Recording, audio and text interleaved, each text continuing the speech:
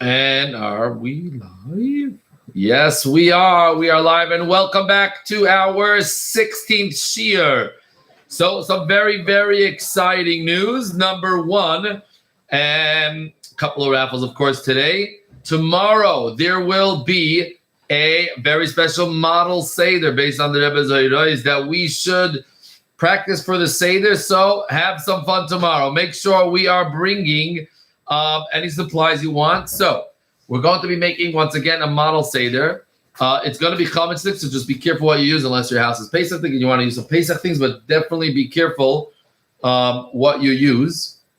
So, and you need 3 matzahs. Now, of course, not real matzahs. You're not allowed to eat matzahs. So that could be crackers, rice cakes, make it up. How to do whatever you want. It could be make your whole thing out of Play-Doh. So it does not need to be edible.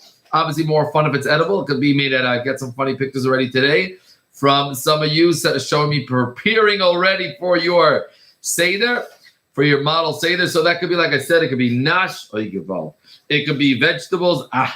It could be a cutout. It could even be made out of paper. So if you want to draw your own, print out fake matzahs and fake Seder cards, some toys. So anything you use just so we can practice a Seder. Of course, some cups and some grape juice. It could be a red drink. And we'll go through a fun, nice Seder tomorrow. That's for tomorrow, Chaim. Okay. And for today, first of all, don't forget to pick up your beautiful, now it's famously worldwide, and a big thank you to our receptionist, Aviva, for an incredible, beautiful workbook. So, activity book, many, many, many pages, a lot of fun, coloring, designing, some games, a lot going on over here. So you can come at 7-11, Yud Aleph Nissen, yeah, because 7. So come to Unit 7, 11 Meadow Street. It's outside. Be careful. Only touch one. So we do proper social distancing. So you can get for yourself, your entire family. Once again, that's at 7/11 Meadow Street, Unit 7, 11 Meadow Street. That's for that. We do have a very exciting surprise now. I'm just diving to Hashem and hope that it works out. So far, so good. There is going to be, Bez Hashem, a live, sort of semi-live Yud Aleph Nissen rally with a lot of exciting guests. Let's talk about maybe Mitzvah Boulevard, maybe Itchikaduzi, maybe. I'm not going to tell you all my special guests we're going to have lined up. And some of you are already preparing. Some of you are called from Australia wide to join in the 12 Pesukim. So a lot of exciting things for Yud Aleph Nissen. Make sure you are there. And don't miss out as we start to have this new kapitel, the longest kapitel. And a lot of fun, very special prizes. Baruch Hashem, we had a lot of special people that are helping to sponsor. So we have some nice prizes. There's going to be Bez Hashem. I spoke to a magician today, so we'll have an online virtual live magician. A lot of exciting things. So spread the news. Also, if any of your parents want to dedicate for a shalema, for a bracha, that's all welcome. Okay. Now we're going to, like we do every day, we start with Torah, Tefillah, and Tzedakah. So we'll start with Tzedakah, and of course, Gedoyla Tzedakah, Shemek HaReves, Ez HaGiula, and whatever pushka you might have, like that gorgeous Tzivos Hashem one. And make sure you're popping in the pushka. And if you don't have one right now, do that soon. Also, please, let's join me in Kapitel Chaf, as we have a mind, the Refuah Shlema, for every single person, for every single yid, the refuah shlema, the poyel mamish, and the refuah to the world.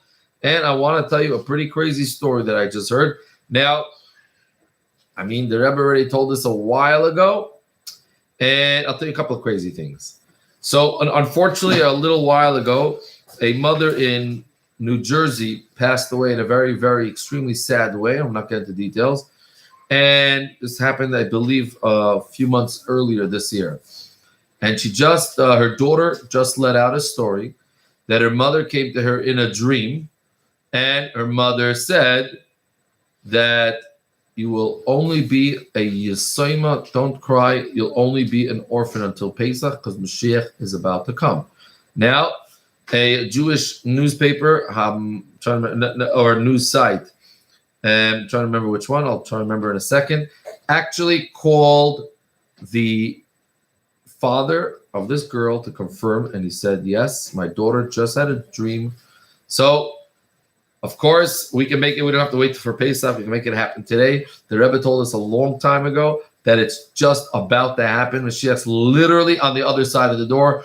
All we'll have to do is just open your eyes, and we're going to realize that, wow, we're literally in the Geula Mitzvah. Get ready. No jokes. No jokes. Girls, get your tambourines ready. Boys, put on your 10 dancing shoes. Because believe it or not, you're going to open your eyes at one moment, and you're going to realize that Mashiach is telling us, get out of here. Let's go. We're going to Eretz Yisrael. Yes, all the times you've been learning about Korban Pesach and screaming L'shana B'Av Yerushalayim, it's going to happen. So, Chavra, let's get prepared. No mucking around. Torah Tefillah Tzedakah. Make sure if you're not signed up to Tzivos Hashem, you want to march out with that army, part of Tzivos Hashem. So, let's roll. I'll tell you another interesting story that my Zayda had many, many years ago. He had a dream that Mashiach came, and he said, and he served the Rebbe a little bit when the Rebbe was in France. So it was a random dream. So he decided he's going to discuss it with the Rebbe, and he told the Rebbe that he had this dream that there was a tremendous, tremendous darkness, a very, very strong darkness, and at the end it was an amazing light. And he said he just dreamt that Mashiach came, and all the Yidden started marching out of Gullus together, singing a specific song, and I don't remember what song it was. And the Rebbe was actually very curious about the dream, and he asked my Zayda to repeat it. And he said his father told him that one of the signs Mashiach comes is that it's going to be in a year that Rosh Hashanah repeats itself on the same day 2 years in a row, which I think was like last year and this year, if I believe so, because when it's an Ibriyar, so it pushes back the calendar, and usually everything's a day off from the year before, but on an Ibriyar, it brings everything back to the same day. And I believe this year, last year. Anyways, listen, there's a bunch of stories out there. Bottom line is, we trust the Rebbe. The Rebbe says it's about to happen. I just want to make sure all of you are ready. And if you're not signed up to Tzivos Hashem, your friends are not signed up to Tzivos Hashem, get into that line. You want to be in that first line getting out of Gullus. Okay, now, Kapitel Chaf. So, Kapitel Chaf for Mashiach, for Refuah Shalema, for all of us, for our families, we should have enough Parnasa, Gesund, and Nachas, and everything should go well and in a beautiful way. Lam Natzeyach Mizmar LeDavid Yancha Adonai B'Yayin Tzara Yisagevcha Shem Elohei Yaakov Yishlach Ezecha Mikaydesh Umitzion Yizadecha Yizkarcha Milchaisecha V'Oilascha Yidash Tesela Yiten lecha kil ba'velcha v'chalatzascha Yemalei nidana b'shuasecha Uv'shem Eloheinu nidgoy Yemalei Adonai kam nizalezecha Ata yadaiti ki Yoshia Adonai Meshichai Ya'aneyo Mishmei Katzai V'givurais et Yesha Yeminoi Eila Badecha V'yeila V'asusim V'anachnu b'shem Adonai Eloheinu naskir Heima chadro v'nafalo V'anachnu kamnu v'nisoidat Adonai Hoshia HaMelech Aneinu v'yaykareinu. Now, of course, we say the Nasi. I should have done this earlier. And we're going to do the Nasi together. I'll say it slow. I'm going to teach you a song that my teacher that is in the hospital, B'Shem Refuah Shalem, and a miraculous recovery, Rabbi Levi, and he changed his name to Chaim Levi, Shav Gezunta, long life. Goldstein to do the Nasi with us and sing the Hiratzin in a special way. Okay. We're going to start with today is Zayin Nisan. So by Yom HaShvi, I'll say it slowly, so try to say it along with me. By Yom HaShvi Nasi Livnei Ephraim Elishama ben Amihud Karbanai Ka'aras Kesef Achas Shiloshim Ume'ah Mishkala Mizra'at Echad Kesef Shiv'im Shekel B'Shekel HaKodesh Shneihem Mile'im Soiles Belulav Hashem En Limincha Kaf Achas Asara zahav milei ketoires par echad ben bakar ayil echad keves echad ben shenasai le'ayla seir izim echad lechatas ulezevach hashlamim bakar shnayim Eilim chamisha atudim chamisha kevasim b'nei shana chamisha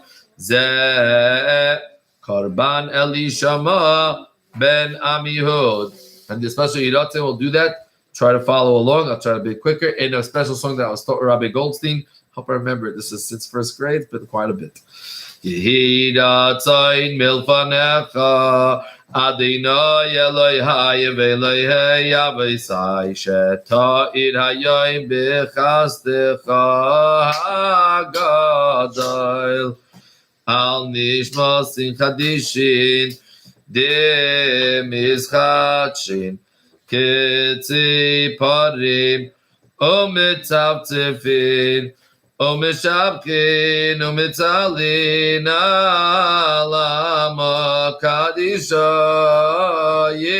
Yisrael ribayinai shel olam tachnis ose ayel hanafti pare kadisha lasar kadisha tisameh alei ayin loida asa Elohim zulasacha Yehira time milfanecha Adonai Elohai v'Elohei Avosai shebe'imani Abdecha mishevet Ephraim shekarasi b'seiresecha parsha shelanasi hayom azaya irunalai kol nitzotzin kadishin v'chol ha'oros hakedoshos hakelulos b'kedushas Ze hashevet lehavinu lahasgil b'seiresecha u'v'yirasecha la'aseiresecha kol yemei chayei ani v'zari v'zerazari me'ad v'yad elam. Amen. Okay, now for our share. All right, we'll start with one of the raffles. We have two raffles. We have for yesterday. Thank you for all those that sent it in, and for yesterday's raffle. No cheating, no cheating, no cheating. A little cheat, never. Okay, and the winner is. Okay, and we have Baruch Warrenker, a long-time listener, and Mazel Tov, Baruch Warrenker. Okay, and Connection Point will do soon. Beautiful. We have two exciting winners. Today's amazing Connection Point. Now, today's topic is, of course, kashrus. Something that seems so simple. Kosher. Is this kosher, not kosher? Maybe it's kosher. I hope it's kosher. Something that's so simple, but so important. And let's first get, before we explain a little about it, I'm going to get in the order of our questions. So we'll go to order for a few details about kashrus. Some are more obvious than others. Of course, first and foremost, being so careful. And that's very interesting because on one hand, something so easy. It's so available to us.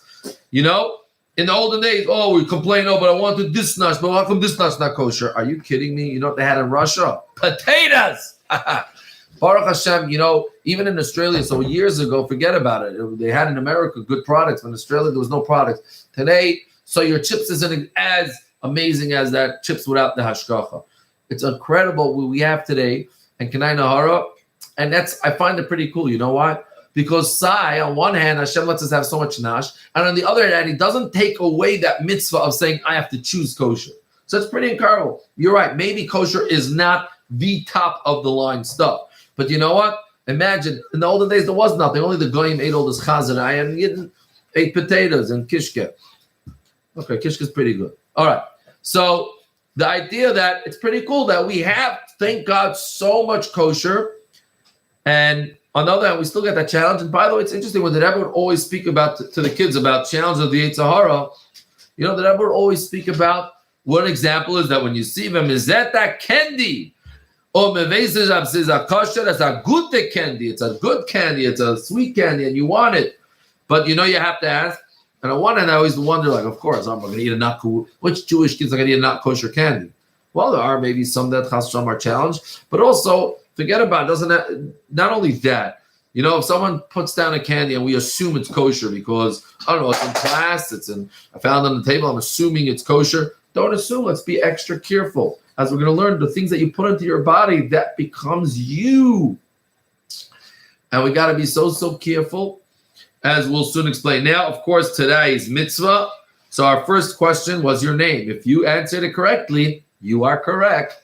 And question number 2 is, what's today's Sefer Mitzvahs? And because the adults are still learning many details about mikvah, there's quite a lot of halachas about mikvah. So it's the same mitzvah. Now, it's not even though it's the same mitzvah today and the day before, it's because the adults are actually learning all the different detailed halachas. And it's a mitzvah that when we want to become pure, we need to go to the mikvah, and we need to know all the laws of how to make a mikvah, what makes it a good mikvah, how to dunk, etc., etc. Okay, so the first thing you need to know, of course, one obvious kosher thing, which all of us may be challenged, especially when we're younger, is milk and meat, that we're not supposed to mix it. And there's a lot of spiritual reasons, but obviously the main thing, Hashem says, do not mix milk and meat. Not only can you eat it together, we have to separate the time we eat it. Now, here's something interesting, important to remember, because that's going to help you understand why. Because technically, meat has a much deeper taste, and because the different juices, as explained in Shulchan Aruch, now, sometimes we understand exactly, sometimes we don't understand exactly, but it's very clear in the Shulchan Aruch. So, it is that the meat has a very strong taste. And there's 2 reasons because of that. And sometimes it gets stuck in your teeth. And that could still be considered meat. So it gives up to 6 hours. So when do we have to wait 6 hours between eating milk and meat? Now, that's a bit of a trick question. Because I don't specify. And in fact, I wrote between milk and meat. So there's actually a type of cheese. Like I told you, the reason why we wait between milk and meat 6 hours because meat has a much stronger flavor. Whatever that means, you can't argue and say, well, I think my cheese tastes better. It's talking about whatever the Shulchan Aruch is specifying. So the meat has a much deeper flavor. It lasts much longer than cheese. So my real answer to your question is, when do we wait 6 hours between eating milk and meat? The answer is obviously if it's meat and milk. Then after you eat meat, then to eat milk again, you have to wait 6 hours. But actually, sometimes, even if you ate cheese, you'll have to wait 6 hours to eat meat. Did you know that? So a special type of cheese called Parmesan cheese, or these really old, stinky, smelly Swiss cheese that comes in different colors, shapes, and forms.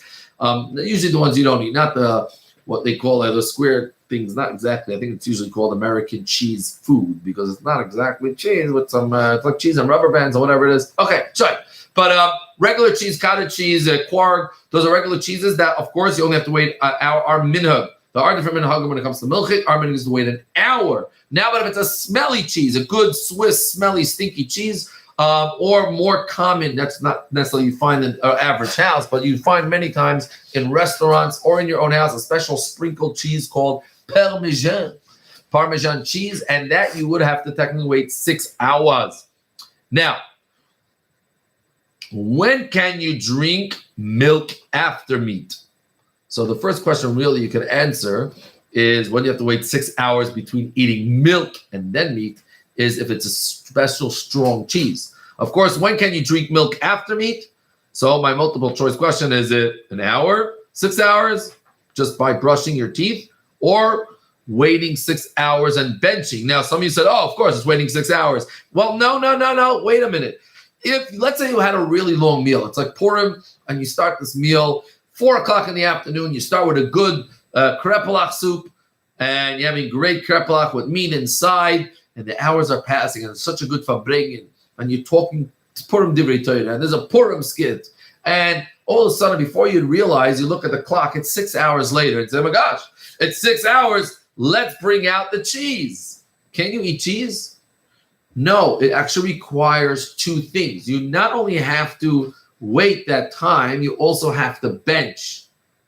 So it's not good enough. You cannot eat milk and meat in the same meal, even if it's 6 hour difference. Let's say if you have a really good farbrengen and it's going for hours. So you actually have to bench and wait your 6 hours. Now, what happens if you waited 6 hours and you realize you didn't bench? Do you have to bench and then wait another 6 hours? What do you think?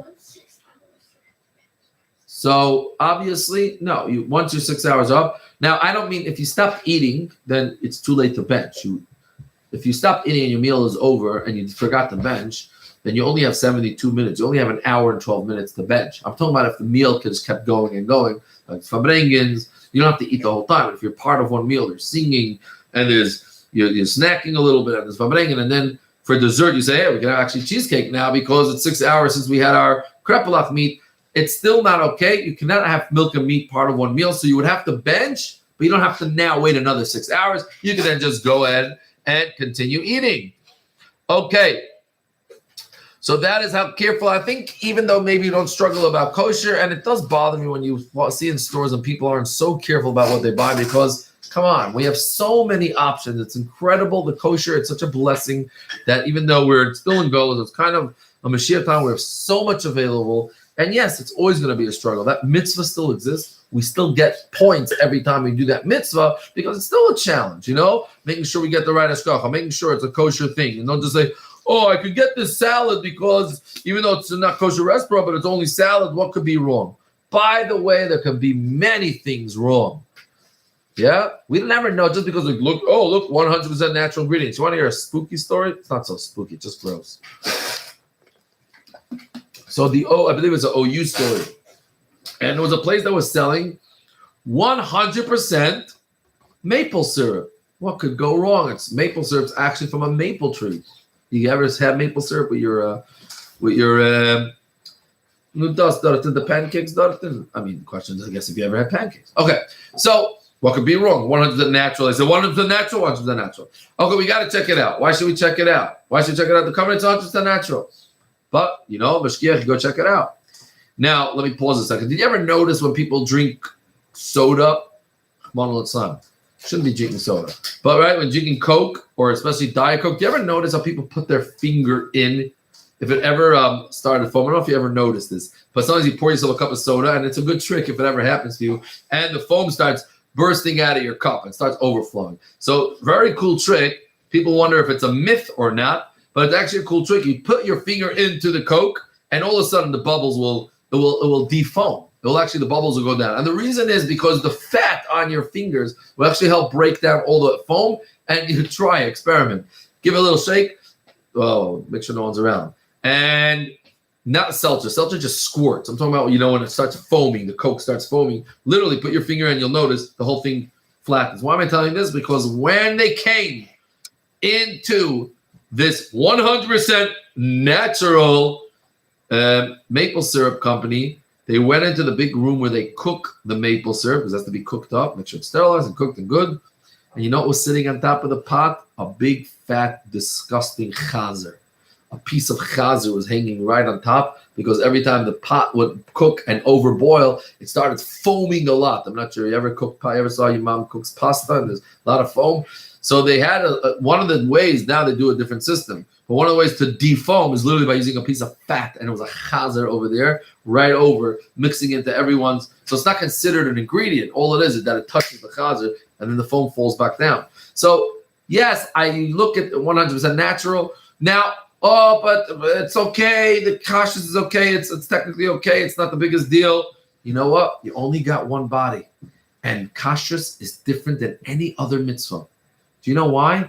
Because it's the only mitzvah that literally goes into your body. It becomes really, you know what happens to your food? Well, some of it comes out.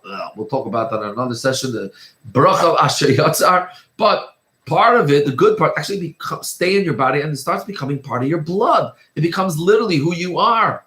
It's the only mitzvah that really becomes a part of you. So don't settle for second best. I see people so careful about what petrol they're going to put in their car. They don't want to ruin the engine. Be so careful. Oh, I need a good polish for my fancy Becher. Oh, don't get the cheap one. I don't want my polish. And you're willing, right? We're so careful about, oh, wait, I need to get a special cloth for my iPhone that nothing scratches, but get the special cloth because I don't want, God forbid, this to get the scratch. I have a crystal this. And the way, oh, nobody is allowed to touch Tati's this because it might get scratched and touched. So you're willing to not scratch a device, a car, a machine that sooner or later is going to break down anyways. You're going to throw it and buy a new one, but you're willing to scratch your neshama and your holy body. Even a Jew's body is holy. That's the only mitzvah. Be so careful. You're so worried about the gas that you want to make sure your engine is running right. And no, I don't want my engine to really run smooth, so we're so careful with gas and petrol we use. Petrol for the Australians. But you're not willing to, the body, you only got one body and what goes inside. All right. So what does the Shulchan Aruch say that happens? I spelled that one wrong. When one eats chalav akum. Now, a yid has to be careful with chalav akum. Now, of course, I'm not going to I know it's perhaps a sensitive subject. I don't know if it's really sensitive, but let's try to be sensitive about it. Of course, chas v'shalom, never embarrassing anyone. That we said is also one massive mitzvah. Now, Shulchan Aruch clearly says akum means that a Jew did not see the milk. So now, technically, you say, the reason why we're careful with chalav akum is because maybe a guy mixed, and it was more common in the olden days to mix other things into the milk. Sometimes, and there's many interesting stories. Even till today, they say there were stories. There was a story exposed. You can search it up from OK, where they were mixing into this milk cow brain because they wanted the milk to be a bit thicker, which is complete, obviously, milk and meat and treif because it's a not shechted cow, many things, and it's a real true story. So we don't know what's mixed into the milk. But the Shulchan Aruch actually takes it a step further and actually says it makes a person heart and mind clogged.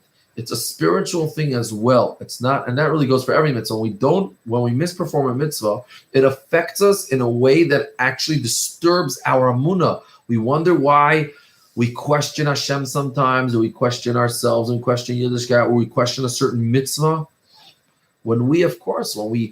Right, our body gets scratched. When we start scratching our neshama, it starts losing its senses. It starts losing its feel for Hashem and feel and love for mitzvahs. So when I say people and say, well, I don't really care about chalav akum, I don't really care about kosher. It's not you eat it because you don't care about it. Do you want to hear the sad secret? It's you don't care about it because you started touching it. So now, of course, there are many Yidden that eat what they call chalav stam. I'm not going to go into all those details. Technically, and I'm a little bit surprised. Again, I'm not speaking against any Yid, especially in the Chodesh Nisan, and especially at a time we all only speak beautiful about each other. So what happened was in America, chalav Yisrael was extremely difficult to get, especially for babies that needed milk, and for breakfast, it was extremely difficult to get. Many Yidden were Meiser Nefesh and would not touch milk until something kosher product came out, a proper kosher milk. But a Moshe Feinstein, a very big Talmid Chacham, a Goyin Adir, and really a giant in his generation, he basically wrote that in a time of need, and this is, I believe, quite clear. Again, I'm not going to get into too much because obviously everyone has their Rav, but for us, it's quite clear that it was for a time where people really needed milk. And he said, well, since there's a government policy that you have to make sure that whatever you write on the bottle, that's what's inside. For example, it says 100% cow's milk. So it's illegal. It's not common today to mix in other treifa milks. We don't use dog milk or tiger milk or other weird things, or pig's milk. So it's not common today to mix it in, and it's illegal. So we can rely when it's an emergency. Now, there's a couple of things about it. First of all, it's not foolproof because there are many companies that still, right, whatever is on the label, they're still cheating. Every Monday and Thursday, you find out a new story, especially out of China and of this and that it's, they wrote on one thing and really they were doing something else. I told you the story with the Cowboys. Number two, it's interesting. He wrote it was for a desperate time when there was nothing available. So I'm pretty surprised when I once went to a store and there was, this is even in America, where there was literally so many yogurt choices. And someone, because all the chalav akum one had extra type of flavor, like really? You're so worried about your car petrol, but not worried what goes inside? Okay, listen, sensitive. So whatever you speak to your local rabbi, but definitely as Hasidim, we're absolutely unequivocal. Whether you can't access, even if you're on holidays, we can't access proper milk. For us, it's considered 100% usur. And like you said, the Shulchan Aruch says, brought down from Pnimiyah Satayra and Zoyar, that it actually clogs the heart and mind of us. So we got to be so careful. Now, another couple of interesting things the Chachamim said, and this is really cool.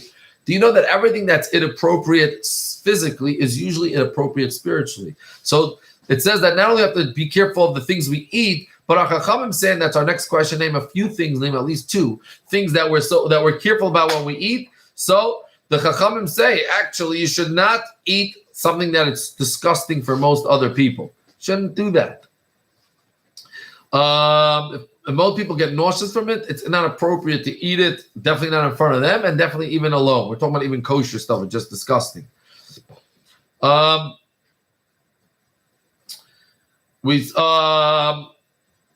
Yeah, like it's interesting. And obviously, in the olden days, they didn't know of germ. Today, it's usually disgusting for every human being. But it says if barf, if throw up, or some garbage is stuff left inside, or something stinky. So in the olden days, now so interesting. I'm sure some of you heard about this. In I think the 1500s or whatever, there was called the Black Plague, a famous Black Plague that killed. I think by far was the worst pandemic in the world that killed millions of people. Now the Yidden, for some reason, and it caused actually a lot of anti-Semitism because they started blaming the Jews that they're poisoning the water. And the reason is because a lot of Yidden were saved. Because no one, today we're so wash, right? Wash your hands. Like the funny joke that this year Seder is what? Kadesh, or Chatz Karpas, or Chatz Yachatz, or Chatz Magid, or Chatz, so much into washing. But the truth is, Yidden always wash their hands. So before you touch the piece of bread, you actually had to wash your hands. A Jew in the morning went to the mikvah. Many Jews are at least once a week for Shabbos or other times when he had to become tar. So Jews always were actually, even when people didn't shower in the olden days, they didn't find it necessary, but you could, right? Even, I'm not going to get too gross, but the way people went to the bathroom and wiped themselves, whatever, a Yid actually was not allowed to make a bracha if there's something disgusting on his hands. Now, while me and you understand that it's disgusting, in the olden days, they didn't care too much because germs, the idea of germs wasn't so known, and they were like, yeah, farmers, like, who cares? You get yourself a bit muddy, you get yourself a bit dirty, get yourself a bit made on, who cares? And a Yid was never allowed to do that. So a Yid, something that's disgusting for people, even if it doesn't disgust you, you're not allowed to do that. And you're not allowed to, interesting, it says you're not allowed to eat with sweaty, dirty hands, all right? We go in day camp, we say, wash your hands before you eat. Even if you're not washing for bread, you actually, Shulchan Aruch says to wash your hands. This is open Shulchan Aruch, because Hashem wants us to be healthy physically and spiritually. All these things are considered disgusting, and the Shulchan Aruch says as well, obviously holding yourself, you have to go to the bathroom, that's also considered something that's making yourself disgusting, and we should not do that. And that's the idea. Just before we get to our to wrap up over here. So, like I said, it's the only mitzvah. There's a famous English expression: "You are what you eat," and that's how they try to get kids not to eat nash, because you're just going to become one big junk can. But truth be told, it's real. Whatever you eat becomes part of you. And just like we know, the doctors tell us what's healthy for our body, Hashem tells us what is healthy for our soul. Like I told you, when we eat inappropriate things, we stop caring about this guy. Our soul our neshama starts becoming sick. So it's like, oh, I don't care about mitzvahs. Right, Jews that say, I don't care about mitzvahs. I eat whatever I want because I don't care about mitzvahs. And the sad truth, they don't realize it's the opposite. It's because they eat silly stuff. They stop caring. Their neshama stops being awake. You start putting your neshama to sleep. It starts like a person that's not feeling well. They feel like weak and they don't respond so well. That's what happens to Chas Hashem, the neshama. Of course, what? So we are, like I said, we are what we eat. When we eat it inside, it becomes really a part of us. Also, yeah, that's what I wanted to say. Animals, kosher animals, traditionally are much more edel. We're not allowed to eat bats. We're not allowed to eat lions, tiger, pig, all the things that have gross attitudes. That also becomes part of us. And we're so careful of what we eat. And that's why whatever kosher, in fact, you say, oh, whatever, it's not so important if it's not the perfect hashkaf, it's okay, or what's the big deal? I'm just eating something, whatever, I'm just hungry. That becomes who you are. So,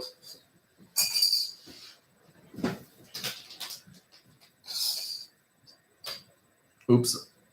I left one question on by mistake, so don't answer that. I wrote, name at least 3 things that we do about Kiddush. I never changed that question. Okay, now we keep kosher because it makes sense. Because somebody will say because the time, pork is much less healthy, and kosher helps us become edel. It's not why. So the answer is false. We do not keep the mitzvah because it makes sense. It's because the Eibishter told us. But with that, we also understand that Hashem, there's all reason behind it as well. But something we don't do because of reason. We do because the Eibishter said, and we do what the Eibishter wants. The Eibishter is in charge. It's his world. You don't walk into someone's house and say, until you say I can't eat it, I can obviously touch everything in your house and eat everything I want until you say, don't touch that. No, it's the opposite. You walk into Hashem's house, which is this whole world, then we have to find out, am I allowed to eat this?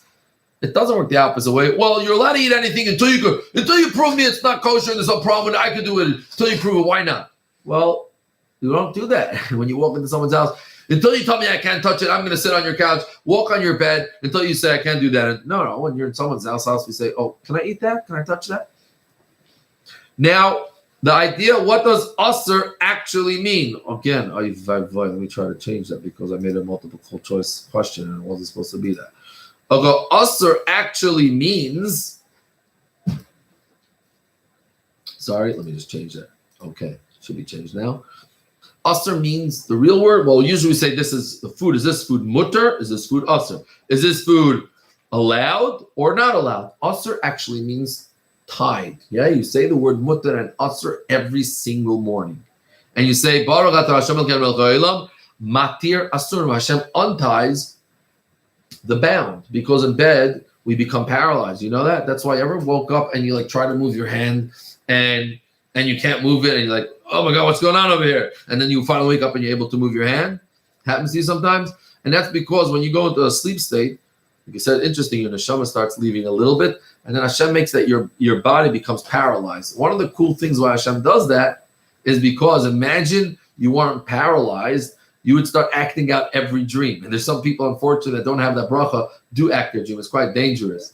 But every time, if you would not become that sort of paralyzed, you would start if you would start running in your dream, you would literally start running out of your bed. And the reason why we don't do that is because Hashem makes that when we go to sleep, when our neshama semi-departs, actually a paralysis, our body becomes kind of tied and frozen. We actually cannot move usually. We can move a little bit, but we don't fully move during our sleep usually. So that's matir asur. We thank Hashem for releasing us. In the morning, Baruch Hashem, some people, they wake up and they stay paralyzed. Their whole life they're paralyzed. But Hashem unties us and we're able to move about in the daytime. So matir asur, when we say that this meat is asur, it means it's tied to tuma. There's nothing you can do about it. You can't say, it's not kosher chips, but I know I'm so hungry, and if I don't eat this, I'm not going to be able to concentrate.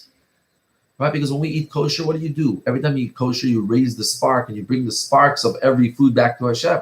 So you can say the same thing. All right, I know it's not kosher, but I'm so hungry. If I eat this not kosher thing, it's going to help me learn. And at least it will help me get closer to Hashem.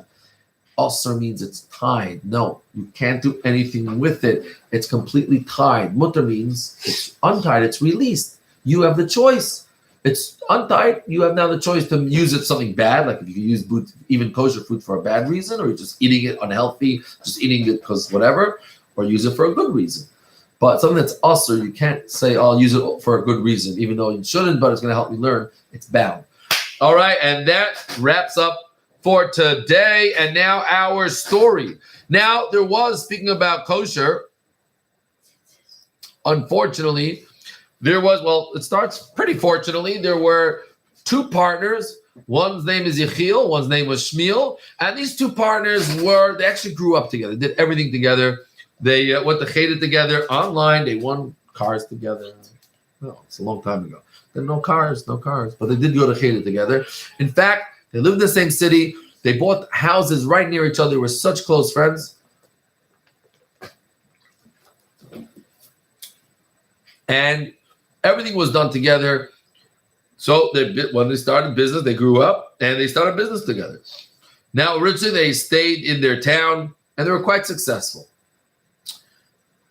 A while passed and they said, you know what? Let's start traveling. We're making so much money. Imagine we go to different towns and we sell in different towns, and then we go to the main big city where we could buy stuff for even cheaper and sell it for better. But then they said, but why? Yeah, maybe we'll make more money, but we won't be able to daven with a minyan. Kosher will be so hard. But it was too exciting. But look, but it will help us daven even better. But when we come back, but what the friend said, but we'll waste so much title. We'll be so much time. We're not poor. Baruch Hashem, we have enough money. Yeah, but if we're rich, imagine how much tzedakah we could give. All the Yitzhar excuses. And imagine how much we'll be able to daven even longer because we don't even have to work as long, so we can daven better and learn more Torah. Anyways, you know how it works, and they convinced themselves, and on they went on their way. The first year was great. They would stop and they would make sure they would calculate that each city there should be a Shabbos in another Yiddish city. So even though they didn't daven with a minyan all week, but at least at Shabbos they had a minyan. They had kosher food. They would go to a Jewish city. They would buy fruits they would be able to buy anywhere. They would pack up at least for the first few days to have some kosher meat. And so it was. First year, success. They don't go for the whole year. They have a family, so they go out for about a month or two and come back. They made so much money. They said, let's do this again. Let's do it for even longer. They told the wives, look, I know 2 months. Listen, unfortunately, it's quite common where you can leave literally for months at a time. So they told their wives, look, we know it's a little bit longer this time, but it's worth it for the family. We'll be able to move into a nicer house. So, they started falling for the trap. They started taking longer trips, and that means they were learning a lot less and davening a lot less with Tinyana. It happened once that they were supposed to stop at this place for Shabbos, and they weren't going to make it. It was too much. But it's a good deal. Thursday we have to make it to the other city, that shtetl, the not Jewish shtetl. We can make a really, really good deal. Yeah, but I think that we won't be able to make it back to our Jewish shtetl for Shabbos. No, it's worth the risk. Yeah, don't worry, it's going to be good. And so it was. They went to the shtetl, the Goyish shtetl, and they did the good deal, but they could not make it back on time for Shabbos. They stopped off at a not Jewish place, and there was no food. So, we're not going to touch meat, but at least let's order some fish. Shabbos, of course, Shabbos have to have fish, and we'll just make sure it was cooked. It's not cooked with not kosher. They started making all these excuses. For the first time, they ate fish cooked by a not Jew in a not kosher pots, which is treif, 100%. And that was the first Shabbos they broke a little bit of Shabbos. They weren't sure. Midrabanan, not sure. And that was the beginning of a terrible downhill. A few more days later, they were too busy, and they didn't want to daven as long. Very quickly, we'll just say Shema, this and that. And finally, after a few months, they came home quickly and they said, we have to run back on our business deal. And they started forgetting about all Yiddishkeit. They stopped doing Torah. They stopped doing the little shiurim they had. They stopped keeping Shabbos. And, of course, started with some not kosher food. And, of course, that's the last thing they worried about. They started partying in any hotel, ordering the best meats and treif. It happened one day, they walk into a hotel. Now, they were quite modern, but you could tell a little bit that they were Jewish. They were fart yidden there. They would come home. They just weren't careful about Torah mitzvahs. But, they would come home. They would stay home for a short time. They would act a little bit frozen. They kind of still looked a little bit like yidden. And they come into this hotel. And they say, we're so hungry. We're so tired. Could you give us a room and bring up food upstairs? So the guy says, sure. So he says, what do you, it's good you stopped here. We actually even have a kosher menu. Nah, we don't care about kosher. You could bring anything. Bring your best stuff. We want a good piece of meat. We want some good, get us some good yayin nasa over there, that good wine with that meat and that good cheese dessert. That cheesecake looks great. We'll be upstairs. Very, very grand, very grand. The hotel owner sends him upstairs, and he says, okay, this will be your room. He closes the door, and all of a sudden they hear a lock. And they look at each other like, is that a lock? They run to the door. They try to open it, and it's locked. Hello? Hello? You locked the door by mistake. Hello? Hello? Anyone hear us? Hey, why did you lock the door? And they were like hoping it was a mistake, but they were getting very, very uncomfortable. Hello? Hello? Hello? You locked the door? And they started panicking. All of a sudden, they could hear footsteps. And they hear, oh, finally, someone's answering us. And they hear slowly a key go in.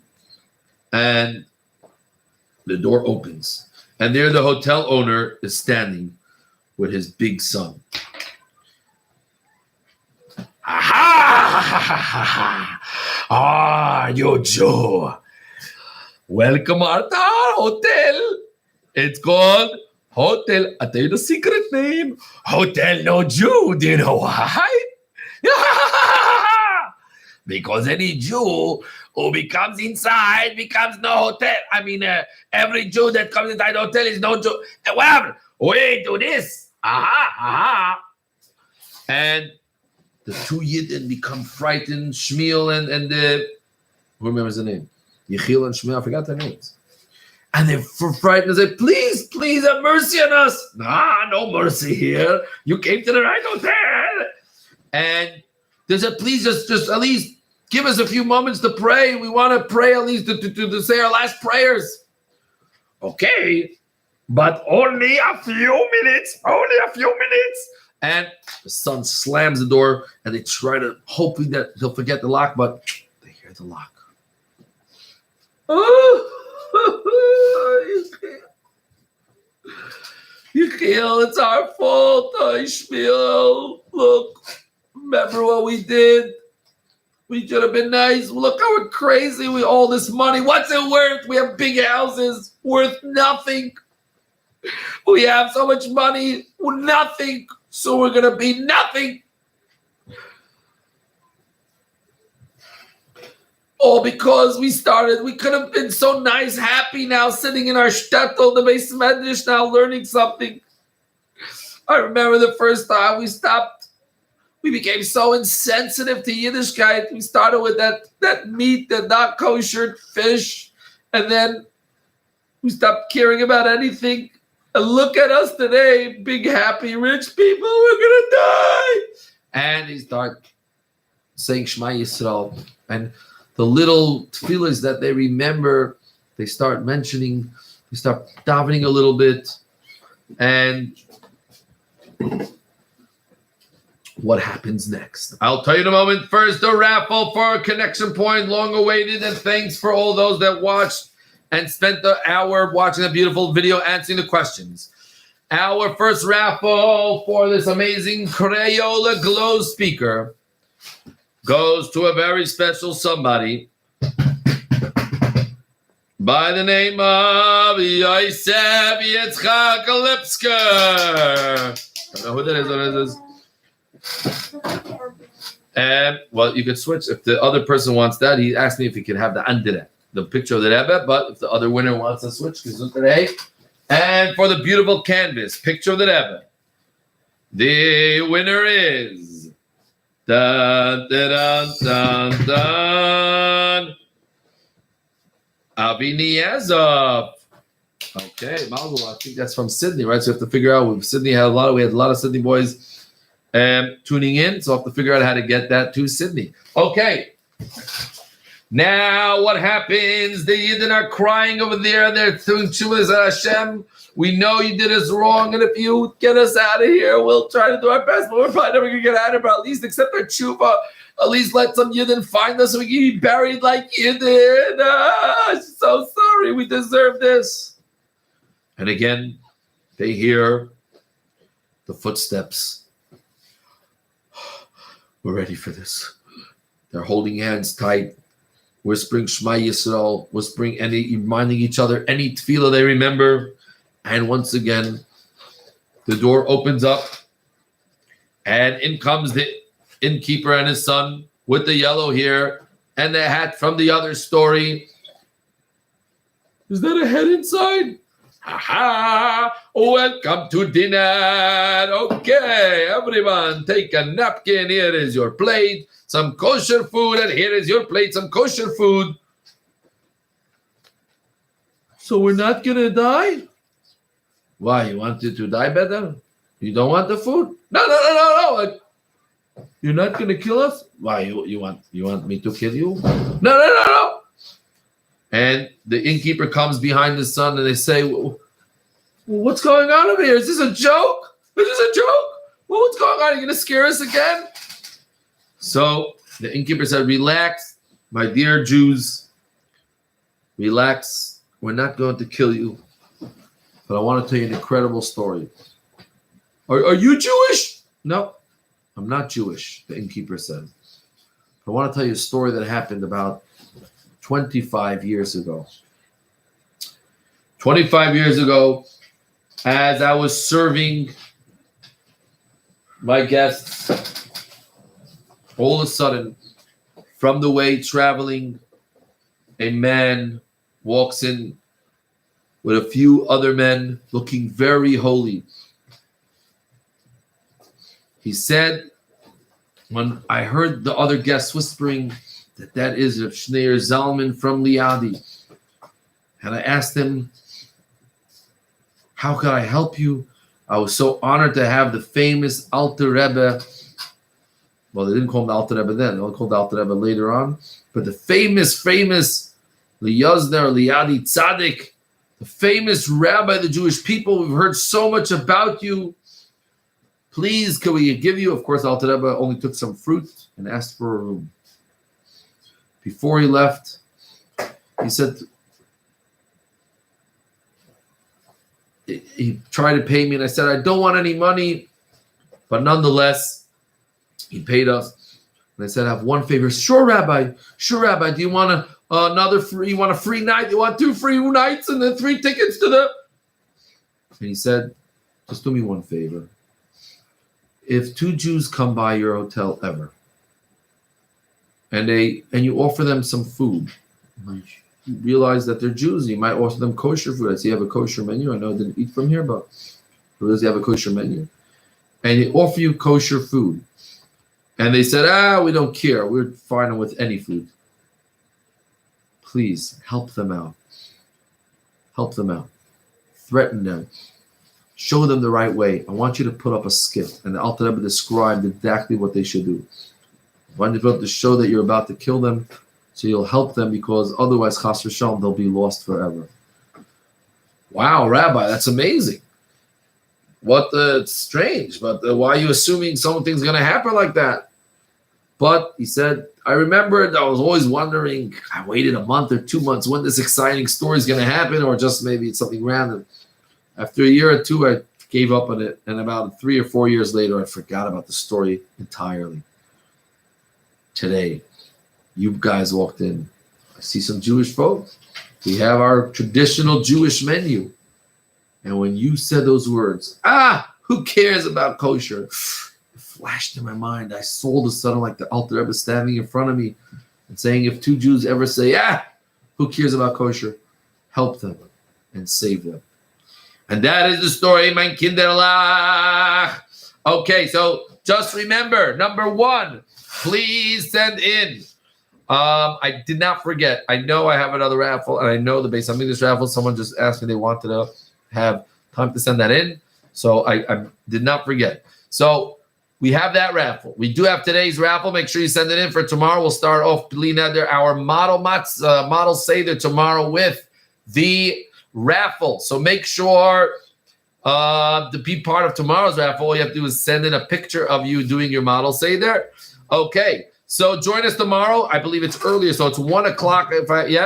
Make sure you see it's 1 o'clock. Our model Seder. Friday, I don't think there'll be any formal classes. We'll be preparing very hard for our Carbon Pesach. I hope Mashiach will be here by then. But we will be also preparing for Bli Neder. It should work.